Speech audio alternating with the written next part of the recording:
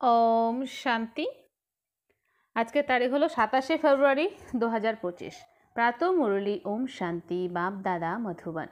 আজকের মুরলীতে বাবা বলেছেন, মিষ্টি বাচ্চারা সত্যের সঙ্গ জ্ঞান মার্গেই হয়ে থাকে। এখন তোমরা সত্য বাবার সঙ্গে বসে আছো। বাবার স্মরণে থাকার অর্থই হলো সৎসঙ্গ করা। প্রশ্ন: বাচ্চারা সৎসঙ্গের প্রয়োজন তোমাদের এখনোই রয়েছে কেন? উত্তর: কারণ তমপ্রধান আত্মা একমাত্র সত্যপিতা, সত্য শিক্ষক, সদ্গুরুর সঙ্গ দ্বারাই শতপ্রধান অর্থাৎ শ্যাম থেকে সুন্দর হতে পারে। সৎসঙ্গ ব্যতীত দুর্বল আত্মা সবল হতে পারে না। বাবার সঙ্গ লাভেই আত্মায় পবিত্রতার শক্তি চলে আসে। 21 জন্মের জন্য তার আত্মার তরি পার হয়ে যায়। ওম শান্তি। বাচ্চারা তোমরা সত্যের সঙ্গে বসে আছো। এই সত্যের সঙ্গে বাচ্চারা প্রতিকল্পের সঙ্গমেই বসে।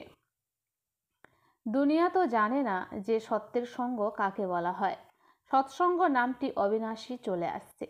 ভক্তি মার্গেও বলে থাকে আমি অমুক সৎসঙ্গে যাই, কিন্তু বাস্তবে এখন ভক্তি মার্গে কেউই সৎসঙ্গে যায় না। জ্ঞান মার্গে সৎসঙ্গ হয়। এখন তোমরা সৎসঙ্গে বসে রয়েছ। আত্মারা সত্যপিতার সঙ্গে বসে রয়েছে। আর কোনো স্থানে আত্মারা পরমপিতা পরমাত্মার সঙ্গে বসে না। তারা বাবাকে জানে না। অবশ্যই তারা বলে যে আমরা সৎসঙ্গে যাই, কিন্তু তারা দেহ অভিমানে চলে আসে।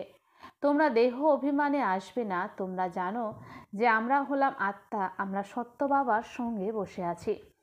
আর অন্য কোনো মানুষ সত্যের সঙ্গে বসতে পারে না। সত্যের সঙ্গ এই নামও এখনকারই। সত্যের সঙ্গ এর যথার্থ অর্থ বাবাই বসে বোঝান।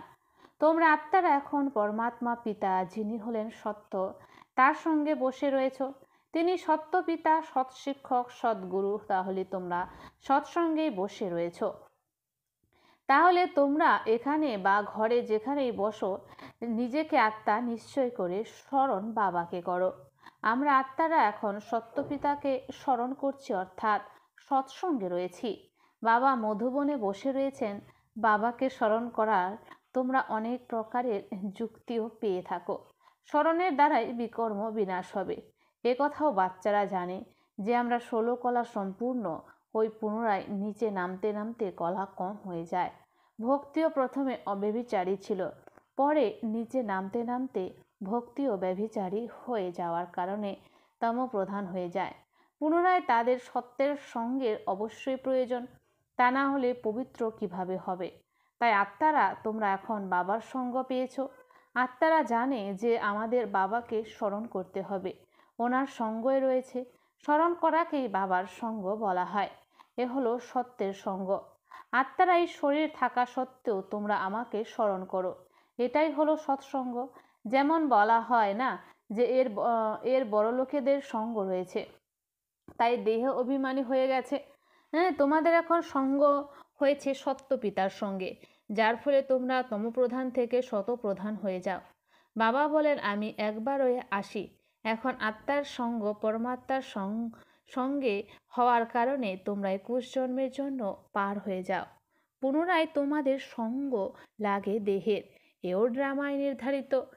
বাবা বলেন বাচ্চারা আমার সঙ্গে তোমাদের সঙ্গ হওয়ার কারণে তোমরা শতপ্রধান হয়ে যাও, যাকে গোল্ডেন এজ বলা হয়। সাধু সন্ত আদিরা মনে করে আত্মা নির্লেপ, আত্মায় কোনো কিছুর দাগ লাগে না, সকলেই পরমাত্মাই পরমাত্মা। এর অর্থ হলো পরমাত্মার মধ্যেও বিকারের খাত পড়েছে, কিন্তু পরমাত্মার মধ্যে তো খাত পড়তে পারে না। বাবা বলেন আমার মধ্যে কি খাত পড়তে পারে না? আমি সর্বদাই পরমধামে থাকি, কারণ আমাকে তো জনম মরণে চক্রে আসতে হয় না। বাচ্চারা তোমরা জানো যে তোমাদের মধ্যেও কারোর সঙ্গ বেশি রয়েছে, কারোর সঙ্গ কম। কেউ ভালোভাবে পুরুষার্থ করে যোগে থাকে, যতটা সময় আত্মা বাবার সঙ্গ করবে ততই লাভ হবে, বিকর্ম বিনাশ হবে। বাবা বলেন হে আত্মাগণ, আমাকে অর্থাৎ বাবাকে স্মরণ করো, আমার সঙ্গ করো। আমাকে শরীরের ব্রহ্মার আধার নিতে হয়, তা না হলে পরমাত্মা বলবে কিভাবে, আত্মা শুনবে কিভাবে? বাচ্চারা এখন তোমাদের সঙ্গ হয়েছে সত্যের সঙ্গে। সত্য পিতাকে নিরন্তর স্মরণ করতে হবে, আত্মাকে সঙ্গ করতে হবে। আত্মাও ওয়ান্ডারফুল, পরমাত্মাও ওয়ান্ডারফুল, আর দুনিয়াও ওয়ান্ডারফুল। এই দুনিয়া কিভাবে আবর্তিত হয়, সত্যিই ওয়ান্ডার। সমগ্র ড্রামায় তোমরা অলরাউন্ড নিজ পার্ট প্লে করো।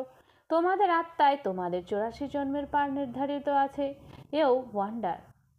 সত্যযুগী আত্মারা আর আজকালকার কলিযুগী আত্মার মধ্যেও তোমাদের আত্মা সর্বাপেক্ষা অধিক ওয়ান্ডার বিশেষ। নাটকে কারোর শুরু থেকেই পাঠ থাকে, কারোর মধ্যভাগ থেকে, কারোর পরে পাঠ থাকে। সেসব হলো পার্থিব জগতের ড্রামা। সেসবও এখনই বেরিয়েছে। এখন সায়েন্সের বল অধিক। সত্যযুগে ওদের কত শক্তি থাকবে, নতুন দুনিয়া কত শীঘ্র গঠিত হবে। ওখানে পবিত্রতার শক্তি মুখ্য। এই লক্ষ্মীনারায়ণ তো শক্তিশালী, তাই না? এখন রাবণ শক্তি ছিনিয়ে নিয়েছে। পুনরায় তোমরা সেই রাবণের উপরে বিজয় লাভ করে কত বলবান হয়ে যাও। যত সত্যের সঙ্গ করবে, অর্থাৎ আত্মা যত সৎ পিতাকে স্মরণ করে, ততই বলবান হয়ে যায়। পঠন পাঠনের মাধ্যমে ও শক্তি প্রাপ্ত হয়, তাই না? তোমরাও শক্তি প্রাপ্ত করো সমগ্র বিশ্বের উপর। তোমরা শাসন করো। আত্মার সত্যের সঙ্গে যোগ অর্থাৎ মিলন সঙ্গমী হয়। বাবা বলেন, আমার সঙ্গ পাওয়ায় আত্মা অত্যন্ত বলবান হয়ে যায়। বাবা হলেন ওয়ার্ল্ড অলমাইটি অথরিটি, তাই না? ওনার দ্বারাই বল প্রাপ্ত হয়। এর মধ্যেই সমগ্র বেদ শাস্ত্রের আদি মধ্য অন্তের জ্ঞান চলে আসে। বাবা যেমন অলমাইটি, তোমরাও তেমনি অলমাইটি হয়ে ওঠো। বিশ্বে তোমরাই রাজত্ব করো। তোমাদের থেকে কেউ কেড়ে নিতে পারবে না। তোমরা আমার কাছ থেকে কত শক্তি প্রাপ্ত করো। যত বাবাকে স্মরণ করবে, ততই শক্তি প্রাপ্ত করবে। বাবা আর কোনো কষ্ট দেন না, শুধু স্মরণ করতে হবে, ব্যাস।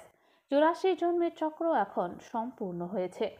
এখন ফিরে যেতে হবে, এটা বোঝা কোনো বড় কথা নয়। বেশি ডিটেলসে রেজগাড়ি যাওয়ার প্রয়োজন নেই। বীজকে জানলেই বোঝা যায় এর মধ্যে থেকে সমগ্র এই বৃক্ষ এইভাবেই নির্গত হয়। তোমাদের বুদ্ধিতে নাটসেলে চলে আসে। এ অতি বিচিত্র কথা। ভক্তি মার্গে মানুষ কত ধাক্কা খায়, পরিশ্রম করে, কিন্তু কিছুই প্রাপ্ত হয় না। পুনরায় বাবা এসে তোমাদের বিশ্বের মালিক বানান। আমরা যোগ বলের দ্বারা বিশ্বের মালিক হয়ে যাই। এই পুরুষার্থই করতে হবে। ভারতের যোগ বিখ্যাত। যোগের দ্বারাই তোমাদের আয়ু কত বড় হয়ে যায়। সৎসঙ্গে কত লাভ, আয়ু দীর্ঘ আর শরীরও নিরোগী হয়ে যায়। বাচ্চারা এইসব কথা তোমাদের বুদ্ধিতেই বসানো হয়। তোমরা ব্রাহ্মণরা ছাড়া আর কারোরই সত্যের সাথে সঙ্গ নেই। তোমরা প্রজাপিতা ব্রহ্মার সন্তান, ঠাকুরদার পুত্র, তোমরা তাই।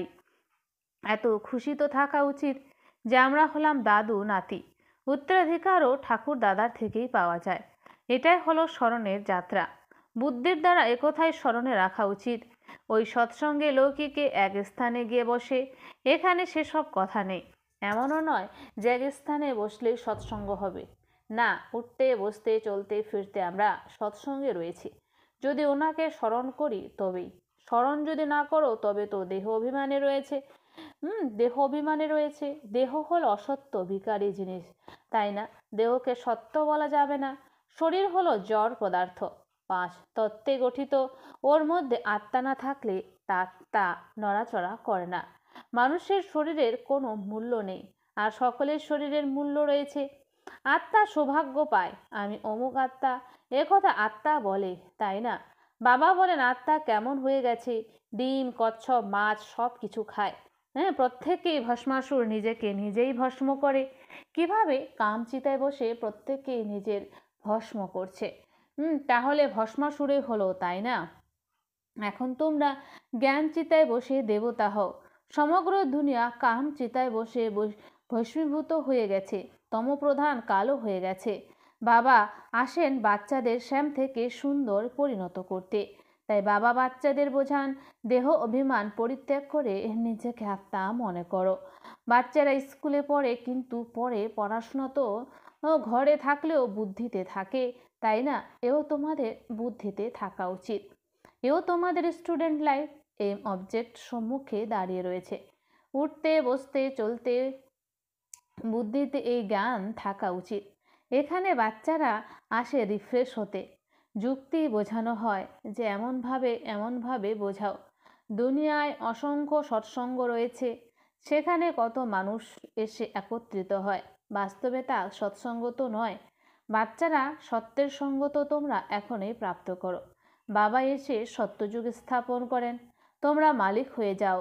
দেহ অভিমানে অথবা মিথ্যা অভিমানে তোমরা অধপতনে যাও, আর সৎসঙ্গে তোমরা ঊর্ধ্বে আরোহণ করো। আধা কল্প তোমরা প্রারব্ধ অর্থাৎ কর্মফল ভোগ করো। এমনও নয় যে ওখানে তোমাদের সত্যের বাবা মানে সঙ্গ রয়েছে। না, সৎসঙ্গ এবং মিথ্যা সঙ্গ তখনই বলা হবে যখন দুটোই উপস্থিত রয়েছে। সত্য পিতা যখন আসেন, তিনি এসে সব কথা বোঝান। যতক্ষণ না পর্যন্ত সেই পিতা আসছেন, ততক্ষণ পর্যন্ত কেউ আসেন, কেউ জানেই না। বাচ্চারা, বাবা এখন তোমাদের বলেন যে হে আত্মাগণ, তোমরা আমার সাথে সঙ্গ করো। তোমরা শরীরের যে সঙ্গ পেয়েছ তার থেকে উপরাম হয়ে যাও। অবশ্যই শরীরের সঙ্গ সত্যযুগে থাকবে, কিন্তু সেখানে তোমরা থাকোই পবিত্র। এখন তোমরা সৎসঙ্গে পতীত থেকে পবিত্র হও, পরে শরীরও শতপ্রধান পাবে, আত্মাও শতপ্রধান থাকবে। এখন তো দুনিয়াও তমপ্রধান। দুনিয়া নতুন আর পুরনো হয়। নতুন দুনিয়ায় অবশ্যই আদি সনাতন দেবী দেবতা ছিল। আজ সেই ধর্মকে সরিয়ে দিয়ে আদি সনাতন হিন্দু ধর্ম বলে দেয়। বিভ্রান্ত হয়ে পড়েছে। এখন তোমরা ভারতবাসীরা বোঝো যে আমরা প্রাচীন দেবী দেবতা ধর্মের ছিলাম, সত্যযুগের মালিক ছিলাম, কিন্তু সেই নেশা কোথায়? কল্পের আয়ু দীর্ঘ লিখে দিয়েছে, সব কথা ভুলে গেছে। এর নামই হলো গোলক ধাঁধার ভুল ভুলাইয়া খেলা। এখন তোমরা সত্য পিতার দ্বারা সমগ্র নলেজ জেনে উচ্চ পদ লাভ করো। পুনরায় তোমরা আধা কল্প পরে নিচে পতিত হও, কারণ তখন রাবণ রাজ্য শুরু হয়। দুনিয়া পুরনো তো হবেই, তাই না? দুনিয়া বলে তোমরা মনে করো যে আমরা নতুন দুনিয়ার মালিক ছিলাম, এখন পুরনো দুনিয়ায় রয়েছি। কারো কারো তো এ কথাও স্মরণে থাকে না। বাবা আমাদের স্বর্গবাসী বানান। আধা কল্প আমরা স্বর্গবাসী থাকবো, পুনরায় আধা কল্প পরে নিচে অবতরণ করো। বা হচ্ছে আমরা আধা কল্প স্বর্গবাসী থাকি, আর পুনরায় আধা কল্প পরে নিম্নে আমরা অবতরণ করি, কারণ রাবণ রাজ্য শুরু হয়। দুনিয়া পুরনো তো হবে, তাই না? তোমরা জানো যে বাবা আমাদের স্বর্গবাসী বানান। আধা কল্প তো আমরা স্বর্গবাসী থাকব, পুনরায় নরকবাসী হব। তোমরাও পুরুষার্থী নম্বরের ক্রমানুসারে অলমাইটি অথরিটি সর্বশক্তিমান হও।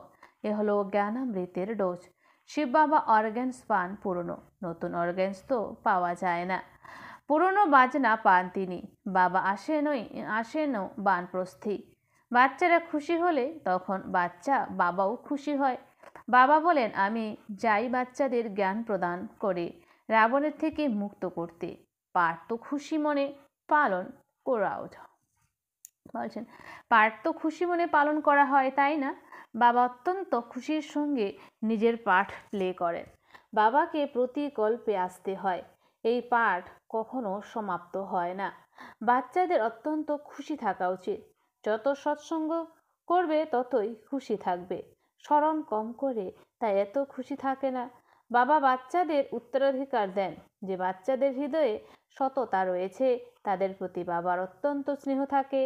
সৎ হৃদয়বানের উপর সদা বাবা হৃদয় সদয় থাকেন। সাহেব রাজি। অন্তরে ও বাইরে যে সৎ থাকে, বাবার সহায়ক হয়, সেবায় সদা তৎপর থাকে, সে বাবার প্রিয় হয়। নিজের হৃদয়কে জিজ্ঞাসা করো, আমরা সত্য সত্যই সার্ভিস করি তো? সত্য পিতার সাথে সঙ্গ রাখি কি?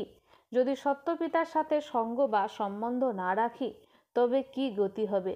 অনেককে পথ দেখালে, মার্গদর্শন করালে উচ্চ পথ লাভ করবে। সত্যপিতার থেকে আমরা কি উত্তরাধিকার পেয়েছি? নিজেদের অন্তরে দেখতে হবে। এ তো জানে যে নম্বরের ক্রমানুসারে হয়।